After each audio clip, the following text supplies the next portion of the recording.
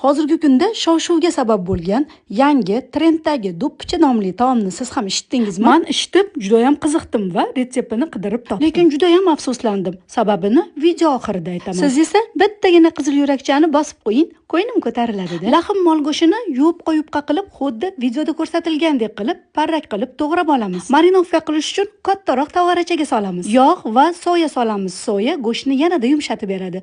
Tuz, paprika, zira, xohishga ko'ra xohlagan ziravorlarni solib, go'shtni yaxshilab aralashtiramiz. Qizigan tovaga go'shtni solib, qovurishda davom etamiz. Go'shtni suvi chiqqandan so'ng tandir nonni qo'yamizda, ikki tarafini go'shtni suviga botirib olamiz. Voy, buni mazasini sizlarga ta'riflashga tilojiz.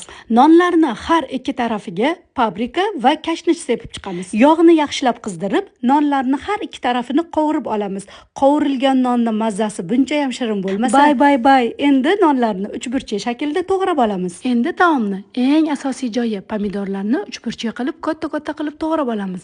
Qizib turgan yog'da qovurib olamiz. Qovurilgan go'shtni suvi bilan birga pomidorni ustiga solib, 3-4 daqiqa baland olovda qovurib olamiz. Bunday mazali, ko'rinishi ham antiqa bo'lgan taomni nega avvalroq tayyorlamaganimga afsuslandim. Agar sizga ham retsept yoqqan bo'lsa, yaqinlaringizga yuborib qo'ying. Sahifamga o'tsangiz, bundan da ko'p retseptlarni topasiz. Ishtahangiz ochilsa, Robiyangizningga mehmonga kelasiz.